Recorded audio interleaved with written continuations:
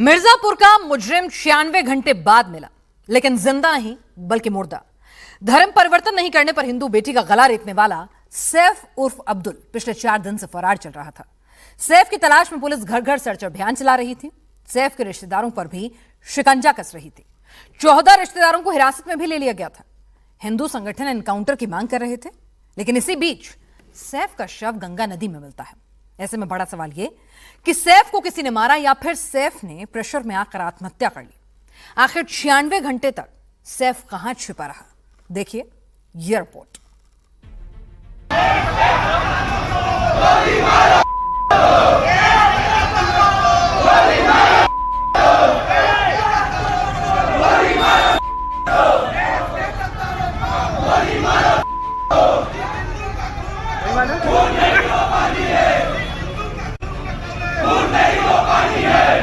मारा है, पूरा जान से मारने का उसका प्रोग्राम था। धर्म परिवर्तन करा के जो लड़की नहीं मानी तो वो मार दिया, और उसने तो ये समझ के मारा था कि मतलब जान चली गई।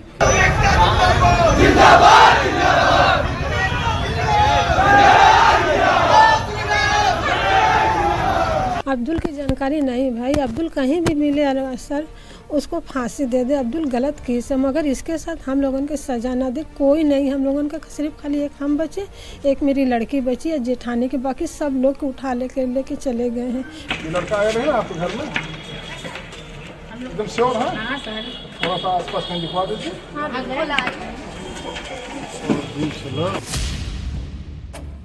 जिस सैफ उर्फ अब्दुल की यूपी पुलिस घर घर में तलाशी कर रही थी, पुलिस की 4 टीमें लगातार मिर्जापुर और उसके आसपास छापेमारी कर रही थी।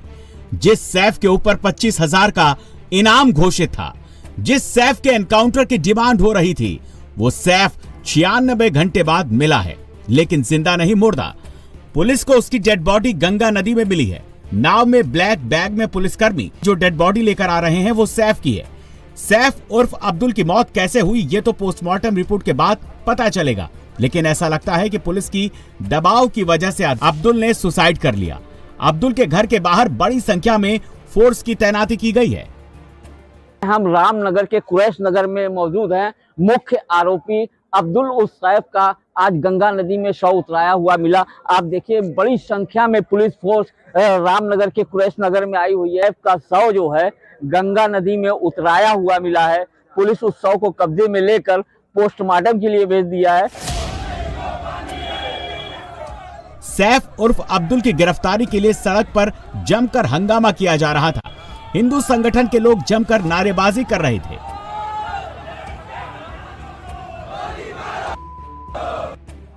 पुलिस घर घर जाकर तलाशी अभियान चला रही थी, एक एक से पूछताछ कर रही थी। इसको देखिए यहाँ घर में है नहीं ना? हम निकलते ही नहीं, हम लोग कोई बात नहीं। आपके यहाँ आपके घर में जो 2 लोग हैं ना उनके दोस्त हैं। हम तो उसको जानबे ही नहीं करते सर, आपका दोस्त है। बताया भाई, पीछे बताया तब ना हम आपके घर आए पूछते। ठीक है, बता दिया। जबरदस्ती कोई कर रहा है कि दोस्त हम इसको जानते नहीं। बिल्कुल नहीं, आप फिर चेक कर सकते हैं। ये लड़का आया है आपके घर में? एकदम श्योर है? हाँ सर। थोड़ा सा आसपास कहीं दिखवा दीजिए। तो पहचानती हैं? पता हम लोग यहाँ के नहीं है, हम पेट गए हैं।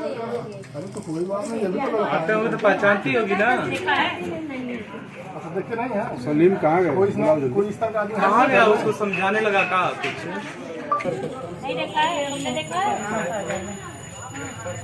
आया नहीं है यहाँ? नहीं बेटी, हम इधर नहीं आता। यूपी पुलिस का प्रेशर इतना ज्यादा बढ़ा कि अब्दुल ने सुसाइड जैसा कदम उठा लिया। अगर सैफ 24 घंटे में नहीं मिलता तो उसके घर पर बुलडोजर एक्शन होना तय था। राजस्व विभाग की टीम सैफ के घर की पैमाइश भी कर रही थी, क्योंकि सैफ ने काम ही ऐसा किया था। सैफ के कारनामे के बारे में जिस किसी ने भी सुना उसका खून खौल उठा।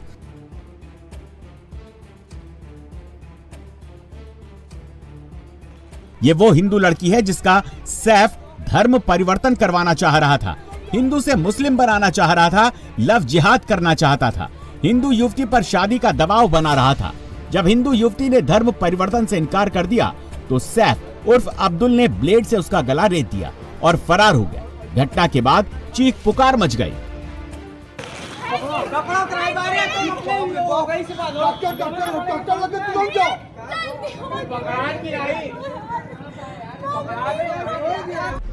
हिंदू युवती को आनन फानन में अस्पताल ले जाया गया।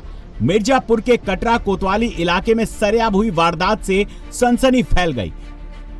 इस दिल दहला देने वाली घटना के बाद से आरोपी सैफ फरार था और अस्पताल में भर्ती युवती की हालत गंभीर है। यूपी के मिर्जापुर में शुक्रवार देर शाम उस वक्त हड़कंप मच जाता है जब पुलिस को पीसीआर के जरिए ये जानकारी मिलती है कि एक युवक ने, एक मुस्लिम युवक ने घर में घुस करके एक हिंदू लड़की पर ब्लेड से वार किया है और उसको मारने की कोशिश की है।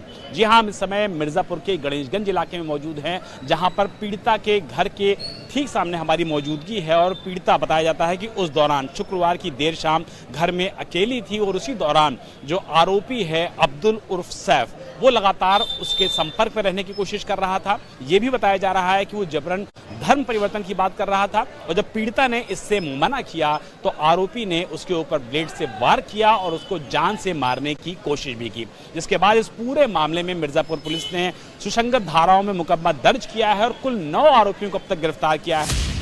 हिंदू युवती के घर में जगह जगह हमले के सबूत हैं। घर के कोने कोने में खून बिखरा पड़ा है। दरअसल सैफ ने हिंदू युवती पर उस वक्त हमला किया जब वो घर में अकेली थी, घर के दूसरे सदस्य नहीं थे। तभी सैफ उर्फ अब्दुल ने मौका देखकर घर में एंट्री मारी और युवती की गर्दन पर ब्लेड से वार करके फरार हो गया था। आप पिताजी हैं, आपको जानकारी जब पूरे मामले की हुई तो आपने किस तरीके से इस पूरे मामले में रिएक्ट किया? हमको असल में हम वहाँ 10 मिनट थे नहीं, हम भी चौराहा में चले गए थे। वो खोल के कुंडी चला गया था अंदर से बंद करके हादसा कर दिया। वो आखिर में हम थे नहीं, 2 मंटू चाय वाला था, एक और बगल से 2 लोग, उन्हें हादसा के बीच में उन्हें छोड़ाया हटाया। मिर्जापुर के कटरा कोतवाली में जिस जगह पर आरोपी सैफ ने हिंदू युवती पर हमला किया वो काफी भीड़ भाड़ वाला इलाका है। ऐसे में दिन दहाड़े इस तरह का हमला करना काफी हैरान करने वाला है। लेकिन सबसे बड़ा सवाल यह है कि आरोपी कैसे घर में दाखिल हो गया था और कैसे इतनी बड़ी वारदात को अंजाम दिया। मिर्जापुर में हम पीड़िता के घर पर मौजूद हैं और किस तरीके से दुस्साहसिक वारदात को आरोपी अब्दुल ने अंजाम दिया था, इसका अंदाजा आप इसी बात से लगा सकते हैं कि अब्दुल घर के अंदर घुस आता है, बाहर 1 घंटे तक बैठा रहता है, खुद को घोड़ी वाला बताता है क्योंकि पास में ही शादी हो रही थी, और अंदर से आकर के इस जो मकान का लॉक है उसको अंदर से लॉक कर देता है और उसके बाद वो पहुंच जाता है घर के अंदर। सबको मारते हुए, धमकी देते हुए गया है, जबरन शादी करना चाह रहा था, धर्म परिवर्तन करना चाह रहा था। और ये देखिए जो यहाँ पर निशान है ब्लड के, वो अभी भी हैं और ये बताने के लिए काफी हैं कि किस तरीके से दुस्साहसिक वारदात को अंजाम दिया। देखिए जो ब्लड के स्ट्रेन्स हैं, ब्लड के जो निशान हैं, वो अभी भी यहाँ पर पड़े हुए हैं, जो बताता है कि किस तरीके से पूरी दुस्साहसिक वारदात को अंजाम दिया। कैमरामैन को बोलूंगा कि जरा वो ऊपर आए और उसके बाद दिखाएं कि किस तरीके से इस वारदात को अंजाम दिया गया। जहां तक आप देखेंगे वहां तक आपकी इस नजर में बाकायदा देखिए ब्लड के स्टेन्स नजर आएंगे और इसीलिए पुलिस ने यहाँ पर सारी चीजों को निकाला है। तो ये बताता है कि किस तरीके से दुस्साहसिक वारदात को अंजाम दिया आरोपी अब्दुल ने। इसके बाद हम आपको वो जगह दिखाते हैं जहां पर पीड़िता के ऊपर जबरदस्त तरीके से वार किया गया था। अंदर ही वार किया गया था उनके ऊपर।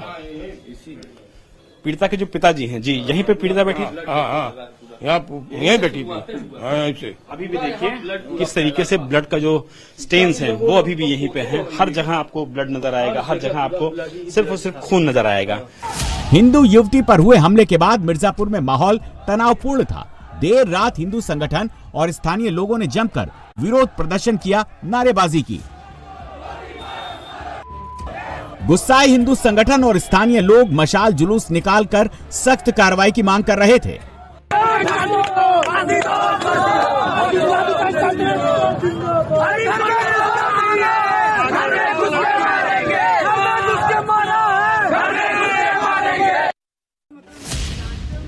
मिर्जापुर में तनाव को देखते हुए यूपी पुलिस एक्टिव हो गई है। पुलिस ने सैफ की गिरफ्तारी के लिए 4 टीमें बनाई थीं। सैफ की तलाश में रेड शुरू कर दी गई थी। सैफ पर 25,000 रुपए का इनाम भी घोषित किया जा चुका था, लेकिन सैफ का कोई सुराग नहीं मिल रहा था। इसके बाद पुलिस ने 7 लोगों को गिरफ्तार किया। इस पूरे मामले में पुलिस ने जिन आरोपियों को गिरफ्तार किया था वो सभी आरोपी सैफ के रिश्तेदार थे। रुस्तम खां आरोपी सैफ का जीजा था। गुलाम साबिर ये भी आरोपी का दूसरा जीजा था। शमायरा और शायरा ये दोनों सैफ की बहनें थीं। निजामुद्दीन और बदरुद्दीन ये दोनों आरोपी के चचा थे। वारिस सैफ का दोस्त था। अब्दुल फरार था और एक एक करके उसके रिश्तेदार जेल जा रहे थे।